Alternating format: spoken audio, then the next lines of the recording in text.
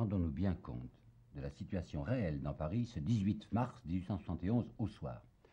Il y a un mensonge usuel qui est répandu à ce sujet et que je trouve dans l'ouvrage de M. Albert Sorel sur l'histoire diplomatique de la guerre franco-allemande, où M. Sorel n'hésite pas à écrire, et il a été suivi par bien d'autres, le comité central de la garde nationale contraignit le gouvernement à se replier sur Versailles. C'est pas vrai. C'est le gouvernement lui-même qui a pris peur et qui est parti sur Versailles. En fait, ça avait été quoi, le 18 mars? Ça avait été une rébellion de soldats qui n'ont pas voulu tirer, qui n'ont pas voulu ouvrir le feu, suivie d'une levée de la garde nationale pour défendre la République qu'elle estimait menacée. C'est tout. Le comité central, lui, a une position absolument défensive et purement défensive. Je ne nie pas qu'il y avait un certain nombre de gens, en particulier les extrémistes et les internationaux, qui espéraient à ce moment-là profiter de cette grande agitation dans Paris pour faire une révolution sociale. Tenez par exemple, on a publié à Moscou, en 1959, dans l'histoire de la commune de Paris de M. Keriantsev, un billet d'un nommé Lavrov, qui était un émigré russe à Paris, et qui disait « Nous chasserons le préfet de police, nous renverserons le gouvernement, la France se joindra à nous ». Je sais aussi que parmi les combattants de la garde nationale, il y en avait quelques-uns qui disaient « Allons-y ». Par exemple, Arnold, qui sera un membre de la commune, va écrire à Assy. Il écrit ça le 18 mars à midi. Qui c'est Assy? Assy avait une grande célébrité parce qu'il avait été garibaldien, d'une part, chemise rouge, quoi, et d'autre part, c'était l'organisateur des grèves du Creusot. Il était donc détesté de la bourgeoisie. Eh bien, Arnold, futur membre de la commune, écrit à Assy le 18 mars à midi, profitons du moment. On ne peut pas mieux dire, hein. Profitons du moment, c'est le coup de balai à donner, il faut s'emparer du Quai d'Orsay, l'affaire étrangère, de l'imprimerie nationale et de l'hôtel de ville. Eh bien, le comité central ne veut pas. Le comité central, je vous le répète, c'est les 35 gars qui ont été délégués par les bataillons fédérés pour représenter leurs intérêts. Le comité central n'enverra que des ordres défensifs en disant « Faites des barricades ». Ils se sont tirés provisoirement, les gens. Les troupes ne sont pas là, mais elles vont revenir. Il est évident qu'ils vont s'amener. Alors faites des barricades défensives, mais vous n'attaquez pas. Et en particulier, le fameux comité central de la garde nationale, il n'est absolument pour rien dans la tragédie qui s'était passée dans l'après-midi, vers 6 heures, entre 5 et 6, rue des Rosiers. Ça, c'est l'histoire de l'assassinat des deux généraux. C'est parfaitement vrai que ce premier jour, 18 mars, le sang a coulé, le premier mort ayant été tout de même un garde national, hein, le pauvre Turpin qui gardait les canons. Mais les autres morts, ce sont les généraux, deux généraux, le général Lecomte et le général Clément Thomas, qui vont être fusillés rue des Rosiers entre 17 et 18 heures ce 18 mars. Dans quelles conditions? Vous vous rappelez, je vous disais la dernière fois que quand Lecomte avait dit à plusieurs reprises à ses soldats « tirez » sous peine de mort, les soldats avaient refusé de tirer et s'étaient emparés de leur général. Ils l'avaient fait prisonnier.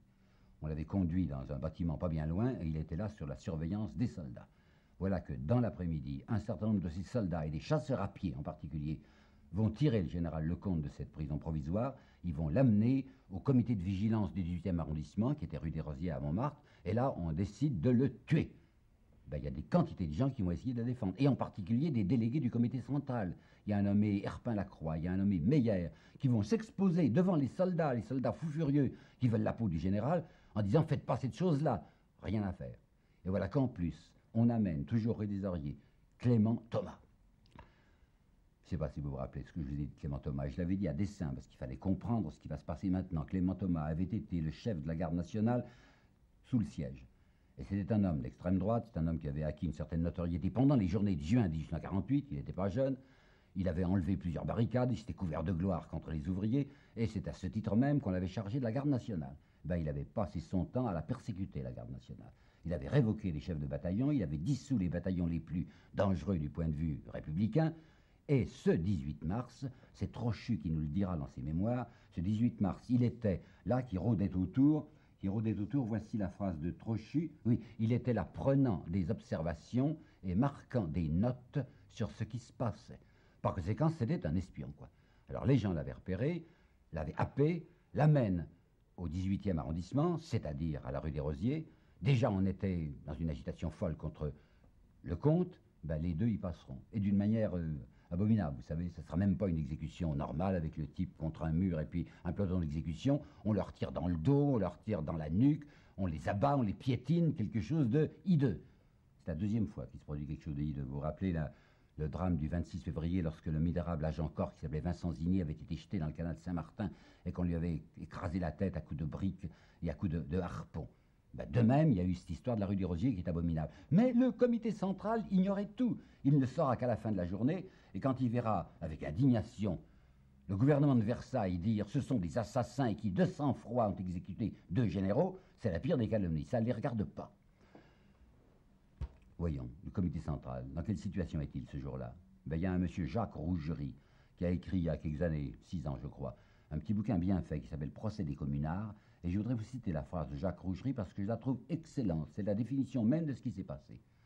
Le comité central, dit ce monsieur Jacques Rougerie, a bien plutôt subi le 18 mars qu'il ne l'a fait. Il n'y avait pas de décision insurrectionnelle pour ce jour-là. Tenez par exemple ce Guillaume dont je vous ai parlé, un garde national qui a publié ses souvenirs à Neuchâtel en 1871. Il n'était pas question de faire une insurrection, dira-t-il. Et Favre lui-même, dans son livre de 1875, auquel je me suis déjà référé et qui est tellement intéressant, puisque c'est un des acteurs qui raconte, il écrira ceci, littéralement, je lis, « Tout prouve que le comité central n'avait pas prévu ce succès et n'avait rien fait pour l'organiser. » Et devant la commission d'enquête, le 23 juin 1871, il avait déjà formellement déclaré « Attribuer le 18 mars à une conspiration serait tout à fait se tromper. » Ajoutons que le 18 mars est un samedi, le lendemain est donc un dimanche. Ben c'est un dimanche incroyablement tranquille. Tous les témoins sont d'accord. Paris n'a pas la fièvre. Il y a une déposition d'un capitaine Beugnot qui a été cité par M. Hérisson d'Hérisson, enfin un nom invraisemblable, le comte Hérisson d'Hérisson, qui a publié en 1889 des souvenirs sur la Commune. Et ce capitaine Beugnot, qui avait assisté, terrifié du reste, à l'exécution de Clément Thomas et de Lecomte, écrira « Toutes les boutiques sont ouvertes, les cafés sont pleins, omnibus et piétons circulent, on parle bien plus des obsèques de Charles Hugo que de l'échauffourée de Montmartre. » Oui, ça avait été un événement parisien. Charles Hugo, le fils aîné de Victor Hugo, avait été foudroyé à Bordeaux le 13 mars. Il avait désiré, enfin son père avait désiré qu'il fût enterré à Paris. Alors on avait ramené le corps par le train. Le train était arrivé le 18 mars au matin, le 18 mars. Et comme il y avait des barricades, je viens de vous le dire, dans les rues, et que c'était Victor Hugo qui suivait là le corps de son fils, on avait refait un petit peu le pavage, on avait ramené les pavés pour que le corbillard puisse passer. Événement parisien, si vous voulez. Enfin, on en parlait beaucoup. Mais on en parlait beaucoup plus, dit le capitaine Beugnot, que de l'échauffourée de la veille. Je croyais rêver, continue le capitaine, en me disant que c'était dans de pareilles conditions que le gouvernement avait abandonné la partie. Et puis prenez un témoin de l'autre côté, un témoin des insurgés, Vallès. Comme les rues sont tranquilles, écrit Vallès, rien n'indique qu'il y ait quelque chose de changé sous le soleil, ou que des Brutus à 30 sous aient franchi le Rubicon. Oui, mais toujours est-il que ce comité central de la garde nationale, les 35 types dont je vous ai parlé, ils sont au pouvoir. Les événements les ont portés au pouvoir. Il n'y a plus rien dans Paris, c'est le vide. Il n'y a plus d'administration, il n'y a plus de gouvernement. Il faut de même faire tourner la cité. Enfin, les problèmes urbains, les problèmes politiques se posent. Même le personnel enseignant est parti. Même le personnel hospitalier, puisque par exemple l'hospice de vieillards d'ici a été abandonné par ordre de tiers, abandonné par le patron, si bien que les vieillards et vieillardes sont là sur le pas de la porte, pas nourris, tendant la main, mendiant, enfin, demandant qu'on s'occupe d'eux. Il faut faire quelque chose. Mais il va faire, le pauvre comité central. Quand on nous raconte aujourd'hui, ce sont hélas surtout les historiens marxistes qui le font, que le comité central, c'est la première fois qu'il y avait une dictature du prolétariat en France. Mais c'est pas vrai du tout. Il n'y a qu'à pointer les noms. Ce ne sont pas tous des ouvriers, tant s'en faut. Il n'y a même pas une majorité d'ouvriers dans le comité central. Il y a des bourgeois, il y a des gens très bien, il y a même un noble, un véritable aristocrate. Il signera Moreau, mais son nom complet c'était Moreau de Beauvière, et qui aura un rôle important. Alors qu'on ne nous fasse pas croire qu'il s'agit d'une prise du pouvoir par la classe ouvrière. Eh bien, ces braves gens, très décontractés, vous savez, décontractés mais très affolés aussi. Benoît Malon va dire, ils étaient bien embarrassés de leur victoire inattendue. Et d'Acosta, membre de la tribune, dira, ils étaient pour le moins aussi désorientés que les adversaires de Versailles. Qu'est-ce qu'ils vont faire? Ben, ils vont bien se débrouiller. Hein. La première chose qu'ils vont faire, c'est de décider, ce qui atteignait tellement les gens, que le fameux moratoire ne serait pas appliqué. C'est-à-dire, plus exactement, que la loi qui cassait le moratoire ne sera pas appliquée et que les gens ne seront pas obligés de payer leur dette tout de suite, prorogation d'1 mois. Deuxièmement, ils vont donner ordre, ben, pourquoi pas, ils vont donner ordre au mont-de-piété de suspendre la vente des objets. Vous savez comment ça se passe, hein, quand un objet n'a pas pu être retiré à temps, on l'avait donné, je ne sais pas moi, 40 sous pour un matelas, et ben on le revend. Et ben il décide, le comité central décide que le mont-de-piété n'aura plus le droit de revendre quoi que ce soit, et que même, on prévoit, ça se fera quelques semaines plus tard, de restituer aux trop pauvres gens ce qu'ils ont déposé au mont-de-piété et qui valait moins de 25 francs. Puis troisièmement, il faut qu'ils rétablissent la vie dans Paris, enfin la vie de la cité. Les égouts, l'enseignement, la justice, il n'y a personne. Alors ils vont faire appel à du personnel de fortune, en augmentant du reste, autoritairement, ils ont bien raison, les petits traitements, et ils arriveront sur certains points à faire des miracles. Il y a un nommé Thaïs, qui était un membre du comité central, qui était un ouvrier du reste, un ouvrier graveur, je crois, et qui s'est chargé des postes. Et bien en 48 heures, il rétablira la circulation postale, les distributions postales dans Paris. C'est tout de même quelque chose de sérieux. Il faut dire qu'ils se sentent appuyés par une bonne partie de l'opinion publique, même par une partie de l'opinion publique bourgeoise, je vous l'ai déjà dit. Et là, il y a un nommé Hector Pessard, qui est un journaliste versaillais, qui a écrit tardivement, vers 1895, je crois, Mes petits papiers, un bouquin qu'il a appelé Mes petits papiers. Et j'ai trouvé dans Hector Pessard un détail du 19 mars qui m'a beaucoup intéressé. Il a rencontré lui-même une vieille dame fort convenable, qui lui a parlé et qui lui a dit « Les soldats ont mis la crosse en l'air parce que Favre s'était vendu à Bismarck. » Vous voyez cet état d'esprit, même dans la bourgeoisie. Alors ils se sentent appuyés là-dessus. Maintenant, la question est de savoir s'ils auraient dû ou s'ils n'auraient pas dû attaquer Versailles.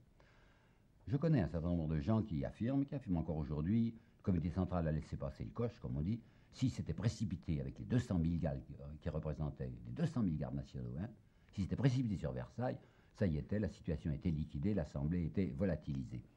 Je vois par exemple Vinoy, le général Vinoy, qui va écrire en 1872 un livre intitulé L'armistice de la Commune, qui va écrire ceci: il est incontestable que le comité central commit une très grande et irréparable faute, toutes les chances étaient alors pour lui. Ce comte Hérisson d'Hérisson, dont je vous ai déjà parlé dans le journal à Paris en 1889, va dire une marche des fédérés sur Versailles aurait changé toute la face des choses. Vous savez, faire de l'histoire avec des si, enfin essayer de reconstituer l'histoire, si ça s'était produit autrement, c'est toujours incroyablement vain.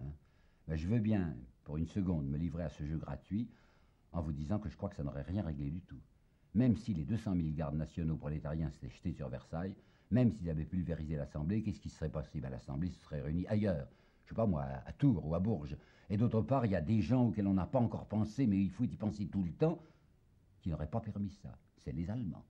En effet, les Allemands ont tout intérêt à ce qu'il n'y ait pas de révolte dans Paris. Les Allemands vont détester tout de suite ce mouvement, au point que le général von Fabrice, c'est un nom presque français, vous savez, un descendant des Huguenots, quoi, général von Fabrice, qui est chargé par Bismarck des rapports permanents avec le gouvernement français, général von Fabrice va dire immédiatement à Favre, le gouvernement allemand considère comme un devoir absolu du gouvernement français d'avoir raison au plus vite de la sédition des Parisiens. Vous avez compris? Ça veut dire, si vous n'y arrivez pas, eh ben nous interviendrons. Par conséquent, même si le comité central avait attaqué, je suis bien convaincu que les Allemands seraient intervenus pour protéger l'Assemblée de Versailles. Mais fermons cette parenthèse, étant donné que les si en histoire, ça compte pas. Alors qu'est-ce qu'ils vont faire? Ben, je viens de vous le dire, ils veulent essayer de s'arranger, ils veulent essayer de faire revivre Paris, et puis aussi, ils ont une très grande idée, c'est de transiger. Ils voudraient transiger, ces gens. Aucune idée de violence, absolument pas. Du reste, vous avez vu que Vallès disait 2 heures de conversation à coups de canon et c'est la ruine de toutes nos espérances. Certainement, ils ne veulent pas. Le journal Le Temps va écrire: nous avons été frappés en pénétrant dans les quartiers prétendus dangereux, de n'y remarquer rien de farouche, et le 25 mars encore, calme complet dans les faubourgs. Encore du Vallès, si vous voulez, c'est du 22 pourtant. Les fusils au repos, au travail, au travail. La cloche sonne aujourd'hui l'ouvrage et non plus le combat.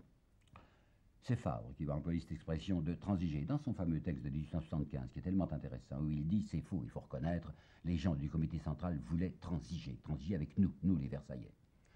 Par quels moyens? Ben, par l'intermédiaire des maires de Paris. Je vous ai déjà parlé de ces maires de Paris, comme Clémenceau, dont plusieurs étaient non seulement maires, mais aussi députés de Paris. Une députation modérée, finalement. Vous avez vu les hurlements qu'a poussé la Revue des Deux Mondes, par exemple, en disant que c'était épouvantable, que c'était des libellistes épileptiques, c'était la fine fleur de la Révolution. Bah, ils prenaient des vessies pour des lanternes, parce qu'en fait, sur les 43 députés de Paris, il y en avait 4 qui étaient extrémistes. 4 qui avaient donné leur nom à la fameuse affiche du 6 janvier. Donc c'était des gens fort modérés.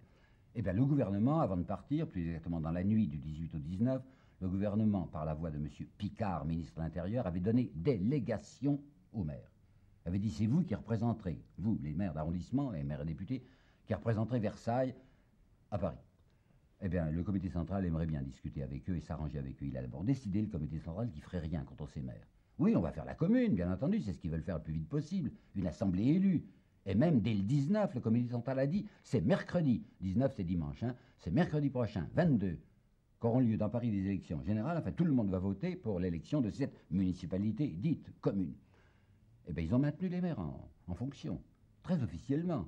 Le 20, il y a une déclaration du comité central établie maintenant à l'hôtel de ville qui dit « Nous considérons les maires comme restant en fonction jusqu'à ce qu'ils soient remplacés par la municipalité unique et élue qui sera élue mercredi prochain. » Qu'est-ce qu'elle demande, la garde nationale? Qu'est-ce qu'ils demandent, les gardes nationaux? Qu'est-ce qu'ils demandent, le comité central? Oh, vous savez, peu de choses en fait. Un, une affirmation, mais alors définitive, de la part de l'Assemblée, on ne touchera pas à la République. La République du 4 septembre, c'est dorénavant le gouvernement de la France. Et nous demandons que ça soit officiellement et solennellement reconnu. Deuxièmement, nous demandons qu'on n'essaye pas de nous arracher nos fusils par la force, parce qu'alors on se défendra.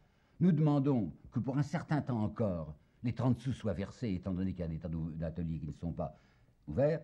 Et nous demandons surtout notre autonomie, notre indépendance. Nous sommes la fédération de la garde nationale. Nous n'accepterons pas un chef qui serait imposé par Versailles. C'est nous qui allons élire notre chef. Et vous savez qu'ils avaient déjà, en principe, élu Garibaldi et que c'est seulement le 28 qui sauront que Garibaldi ne veut pas. Le comportement des maires est un comportement raisonnable. Ces maires vont vraiment essayer de faire ce qu'ils pourront. Ils se persuadent que Versailles n'a pas envie, ils se trompent bougrement, hein, n'a pas envie de faire une guerre civile.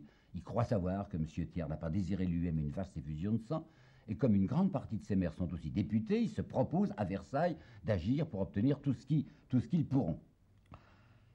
Toujours est-il qu'à partir du 22-23, il y a un durcissement dans la population parisienne, il y a quelque chose qui se produit qui est assez différent de ce que je vous avais dit jusqu'ici, mais justement nous sommes là pour regarder presque minute par minute ce qui se passe. Il y avait eu au départ un soutien presque général de la population, mais dès le moment où le comité central a dit commune et a annoncé qu'à partir du 22, il y aura des élections pour la commune, voilà les journaux de droite qui sont toujours là, personne ne les a supprimés. Les journaux de droite qui sont 27 journaux de droite se réunissent pour faire le 21 au soir une déclaration des 27 en disant « Nous refusons les élections du 22.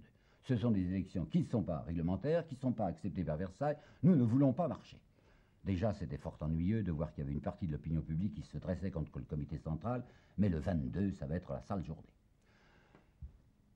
Les arrondissements de Paris sont fort différents les uns des autres, vous le savez. Il y avait en particulier deux arrondissements qui étaient visiblement arrondissements réactionnaires, sur lesquels Versailles avait encore tout pouvoir. C'était le premier arrondissement, avec la Bourse et la Banque de France, et le deuxième arrondissement, le plein cœur de Paris, hein, le cœur bourgeois de Paris qui est là. Ce n'est pas les beaux quartiers, c'est les quartiers de la richesse. Et bien, les gardes nationaux de ces quartiers-là n'ont pas marché dans la fédération. Rappelez-vous les chiffres, 240 bataillons, 215 bataillons seulement fédérés, et bien entre les 15 et les 40, il y a les bataillons bourgeois qui n'ont pas voulu marcher. Quand ils voient, ces bataillons-là, quand ils voient qu'une partie de la presse modérée ou réactionnaire, prend une position de vive hostilité, ils décident de faire une manifestation. Et ça sera la manifestation sanglante, je dis bien, du mercredi 22 mars. Mais là-dessus, il faut que je vous apporte des faits précis, hein, parce que Dieu sait si on se bat à ce sujet. Georges Sand dira dans son journal, c'était une manifestation sans armes qui a été odieusement massacrée par les gens de la garde nationale. Favre répétera ça naturellement en 1875. Maxime Ducamp, dans son grand ouvrage sur la commune, qui est du reste rempli de calomnies et qui s'appelle « Les convulsions de Paris », sera splendide. C'étaient des braves gens, issus de la partie saine de la nation, qui voulaient ramener la concorde, des hommes paisibles qui avaient pitié de la France et qui tentaient un suprême effort de conciliation. Sans armes, vraiment. Alors comment se fait-il que dès que la manifestation sera terminée, c'est sur place Vendôme que ça s'est produit, ils arrivaient par la rue de la Paix, comment ça se fait qu'on trouvera le pavé jonché de revolvers et de casse-tête? Donc ils avaient bien des armes. Et s'ils n'avaient pas d'armes, comment se fait-il que 12 gardes nationaux vont tomber? Il y en a 2 qui seront tués et il y en a 10 qui seront blessés. Quant à leur sentiment de conciliation, des gens qui avaient pillé de la France et qui essayaient un suprême effort de gentillesse, il faut savoir quels étaient leurs slogans. Ils avançaient, ils étaient environ 2000, ils avançaient sur la place Vendôme parce que c'était là qu'il y avait l'état-major de la garde nationale, en criant quoi? Eh bien, les enregistrements sont dans les journaux. Ils criaient « Vive l'ordre !» Bon, c'est d'accord. Et ils criaient « Bandit !» et ils criaient « Assassin !»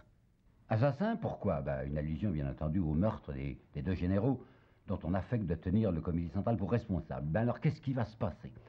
C'est une histoire compliquée, vous savez, mais je crois pouvoir vous apporter des choses précises, et en particulier à la fin, un petit argument massu. On nous affirme qu'ils étaient sans armes. Alors comment ça se fait qu'il y a eu sur la place des quantités de casse-tête et de revolvers? On nous assure aussi qu'il y a eu des sommations qui ont été faites. Oui, ça a duré longtemps, les sommations. Ça a duré environ 5 minutes de roulement de tambour de la garde nationale disant « On vous donne l'ordre de vous retirer, sans ça on tire ». Au bout de 5 minutes, s'il y avait eu véritablement une décharge complète, hein, un feu de salle de la garde nationale, vous croyez qu'il y aurait eu simplement 12 tués en face? Ils étaient séparés par 2 mètres à peu près, les gens qui s'opposaient. Il y avait les 2000 manifestants de droite, il y avait la garde nationale, 2 mètres entre eux. Si tout le premier rang, au premier et second rang de la garde nationale avait tiré, soyez convaincus qu'il y avait des centaines de morts. Oh, je sais bien que le général Dubarail expliquera ça comme ça. Quand on n'est pas à jeun, on tire mal. Car je vous l'ai déjà dit, un garde national, c'est un ivrogne. Alors les gardes nationaux étaient des gens qui tiraient mal. Là, c'est une plaisanterie. Ben voilà, c'est le général américain. Donc c'est un neutre, il n'est pas dans le coup. Général Sheridan, qui était dans un hôtel, place Vendôme, je suppose que c'est l'hôtel Ritz, et qui regardait, ça le passionnait naturellement, et qui dira, dans ses souvenirs, qui dira de la manière la plus nette, les premiers coups de feu sont partis des manifestants. Alors à ce moment-là, les gardes nationaux, qui n'avaient pas ordre de tirer un feu de salle, mais qui ont reçu des coups de feu, ont tiré. Et on doit dire que c'était une même manifestation, enfin de gens distingués, vous allez voir, parmi les blessés ou les morts, il y avait un colonel en retraite, un ancien lieutenant de vaisseau, un agent d'assurance, un agent de change, et parmi les blessés, rien de moins que le banquier Otto Oettinger, régent de la Banque de France. Ben, la manifestation n'avait pas abouti, et pourtant, ces gens du comité central qui viennent d'être attaqués, les armes à la main, continuent d'être extraordinairement pacifiques. Au point que le lendemain, dans le cri du peuple du 23 mars, vous lisez ceci sous la plume de Vallès, il faut se parler à cœur ouvert, les yeux dans les yeux, la fraternité, pas la guerre. Et voilà qu'il va se produire le 23 au soir, enfin le 24 au matin, quelque chose d'assez extraordinaire qui reste un petit peu mystérieux aujourd'hui. Cesset, l'amiral Cesset, avait été nommé chef provisoire de la garde nationale par Thiers. Bien entendu, il n'était pas accepté. Hein. Les gardes nationaux avaient dit notre chef, c'est Garibaldi, qui n'a pas encore refusé. Et l'amiral Cesset, qui s'est installé au Grand Hôtel, c'est-à-dire près du l'Opéra, vous savez, au centre de Paris, l'amiral Cesset va lancer brusquement, le 24, un ordre du jour, enfin une déclaration, une proclamation extraordinaire, et que voici. Chers concitoyens, et va d'ailleurs signer cela, vice-amiral Cesset, chef provisoire, il le dit, provisoire de la garde nationale. Mes efforts, conjugués avec ceux des députés de la Seine, ont obtenu du gouvernement 1. La reconnaissance complète des franchises municipales. 2. L'élection de tous les officiers de la garde nationale, y compris le commandant en chef. 3. Une modification non précisée de la loi sur les échéances. 4. Un projet de loi sur les loyers favorable pour les locataires. Fin. En attendant que vous confirmiez ma nomination ou que vous m'ayez remplacé, je veillerai à l'exécution des mesures conciliatrices que nous avons réussi à obtenir et ainsi nous contribuerons à l'affermissement de la République. C'est un coup d'audace, vous savez, un coup d'éclat dans Paris. À la vérité, il ment, Cesset. Il ment. Il sait très bien que le gouvernement n'a rien autorisé. Mais je ne sais pas si c'est lui qui prend ça sous son bonnet ou Thiers qui lui a dit de le faire. Toujours est-il que cette bombe pacifique qu'il lance a un résultat immédiat. Les maires eux-mêmes, les plus réticents, se disent « Ah, si le gouvernement a marché, si Cesset qui est mandaté par Thiers dit que c'est d'accord sur les 4 points qu'on a énumérés et qui sont ceux qui tiennent le plus à cœur à la population, eh bien ça y est, on va s'entendre. » Alors les maires, en effet, décident le 25, ils sont d'accord maintenant, les journaux aussi pour les élections qui auront lieu dimanche 26, et c'est une atmosphère incroyable dans Paris. Il faut se reporter aux documents, aux journaux du temps que j'ai lus. Même les gens qui étaient les plus excités les uns contre les autres, même les gardes nationaux de la Bourse ou de la Banque de France, fraternisent avec ceux qui sont de l'hôtel de ville. On a l'impression que, vous savez, on a eu chaud, hein, on a frôlé l'abîme, on était prêt à se tirer les uns sur les autres, mais maintenant, ça y est, réconciliation, on est tous d'accord, on va s'entendre, il n'y aura pas de pépins, il n'y aura pas de sang répandu. Ces élections, comment vont-elles avoir lieu? Est-ce qu'on peut dire qu'il y aura une pression terrible exercée par le comité central? Mais non, il n'y aura même pas une liste officielle. Le comité central fera une proclamation en disant aux gens, votez comme vous voulez. Tout le monde est libre. On ne fera pas de pression, mais seulement méfiez-vous des notables, méfiez-vous des opulents, méfiez-vous des hommes riches. Prenez simplement des gens ayant un sens droit et une honnêteté reconnue. Paris n'entend pousser personne de force dans les voies de la République. Paris se contente d'y entrer le premier, n'ambitionnant d'autres dictatures que celle de l'exemple.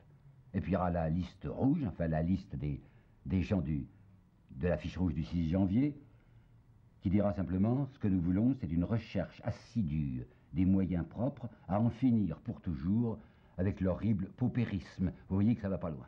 Alors quand on nous raconte que les élections de Paris le 26 mars ont été des élections truquées, c'est un mensonge. Des élections totalement libres. Et maintenant le chiffre. Ah, Dieu sait si on va nous expliquer d'un certain côté que ces élections ne comptaient pas, c'est parce qu'on n'avait pas voté. Et on nous dit, il y avait 485 000, vous suivez, 485 000 électeurs inscrits, et il y aura 229 000 votants, ce qui ferait du 54% d'abstention. Seulement le premier chiffre est faux. Le 485 000 est un chiffre antérieur à la capitulation, et depuis la capitulation, quantité de gens étaient partis. C'est vrai du côté du monde bourgeois en particulier. Tous ceux qui avaient des propriétés en province, qui ne les avaient pas vues depuis des mois, qui avaient mal mangé à Paris, s'étaient précipités sur la province, il y avait à peu près 100 000 électeurs de moins dans Paris. Par conséquent, on ne peut pas dire que les élections ont été boycottées. Du reste, si les maires, même les maires les plus modérés, avaient accepté ces élections, c'est qu'ils étaient convaincus qu'on allait s'arranger, qu'ils allaient eux-mêmes être réélus, et il est faux de dire qu'il y a eu un boycott général, du moins du côté de la droite, de ces élections. C'est vrai que les gens ne sont pas toujours enthousiastes pour voter, vous savez. Je me suis aperçu en particulier, en regardant arrondissement par arrondissement, qu'à Belleville, qui est, paraît-il, l'arrondissement rouge, où il y avait 30 000 électeurs inscrits, il n'y en a que 11 000 qui se sont déplacés. Les gens avaient déjà voté le 8 février, ils n'aiment pas voter une seconde fois. Puis pour des élections municipales, c'est moins passionnant que pour des élections nationales. Il y a toujours un grand nombre d'abstentionnistes. Quand on avait fait en novembre 70 des élections municipales dans Paris, bien sûr pas la commune, des élections locales, municipales par arrondissement, il y avait eu un chiffre d'électeurs inférieur aux 229 000 que je vous donne aujourd'hui. Par conséquent, ce sont des élections libres et en somme pas mal suivies. Mais ce qui est le plus beau, le plus pathétique, je dois dire, c'est ce qui va se passer le 28. C'est le mardi 28, le jour de la proclamation des résultats. Ces résultats sont favorables. Il y a pas mal d'électeurs de gauche, il y a pas mal d'élus de gauche, mais aussi pas mal d'élus centraux. Tous ceux-là sont d'accord, on est contents, on va travailler ensemble. Alors on va faire une grande fête ce jour-là. Et nous avons beaucoup de détails sur ce qui s'est passé place de l'Hôtel de Ville ce 28 mars 1871, qui était une journée de pré-printemps. Le printemps était là depuis le 21, mais c'était presque une journée d'été. C'est l'atmosphère de cette journée qu'il faudrait que je vous décrive. J'ai lu une vingtaine de documents contemporains là-dessus. C'est très extraordinaire ce qui s'est passé, vous savez. C'était vraiment ce mot de réconciliation, en fait, qui a toujours du trucage. C'était vrai ce jour-là. Il y avait une foule incroyable devant l'Hôtel de Ville. Il y avait des gens de tous les milieux. Il y avait des drapeaux rouges et des drapeaux tricolores qui étaient mêlés. Et le drapeau rouge, mais pourquoi pas, c'est le drapeau du soleil levant, avait dit un nommé Potier, que nous trouverons plus tard. Victor Hugo avait dit, le drapeau rouge signifie feu et sang. Oui, le sang dans les veines. Et le feu dans les foyers, si souvent sans feu. Ce n'était pas un emblème de sang, absolument pas. Et il y avait cette humanité, il y avait cette réconciliation, il y avait des foules de femmes, il y avait les 200 000 gardes nationaux qui ont défilé avec des bouts de lilas au fusil. Vous savez, il se passait quelque chose comme il ne s'en est plus jamais passé, je crois, depuis à Paris. Une espèce de vent de Pentecôte qui soufflait. Les gens se disaient, mais quoi, c'est vrai alors, ils y croient, c'est pour de bon. Une ère nouvelle va commencer, ce qu'on n'avait jamais cru possible, à savoir qu'on puisse s'entendre entre riches et pauvres et que les riches soient gentils avec nous. Alors ça y est, ça va se passer. Il y en a un, c'est le malheureux Guillaume, qui va écrire cette phrase si naïve. La fraternité était descendue sur la terre. Pensez, quand ces gens disaient commune, ce mot de commune pour eux, il y avait une autre idée, il y avait communauté, il y avait communion, il y avait l'idée de tous ensemble. Alors il ne faut pas s'étonner quand Vallès va écrire cette chose que je sais, je crois aussi presque par cœur. Ce ciel tiède et clair, cette odeur de lilas, nous voilà vengés de 20 ans de douleur et d'angoisse. Embrasse-moi, camarade, qui a comme moi les cheveux gris. Et toi, Marmot, viens que je t'embrasse aussi. On te l'a sauvé belle, petit. Fils des désespérés. Tu seras un homme libre. Eh bien, vous savez, je trouve que ça fait mal. Quand on entend le président de la commune, le vieux Bellet, qui dit maintenant travail, ordre et progrès, et quand on pense que tous ces braves gens, tous ces naïfs, tous ces illuminés, qui cèdent à ce qu'on appellera une illusion lyrique, de l'autre côté, à Versailles, qu'est-ce qu'on se prépare à leur faire? On se prépare à les accabler sur nos ragans de fer et de feu afin de les exterminer.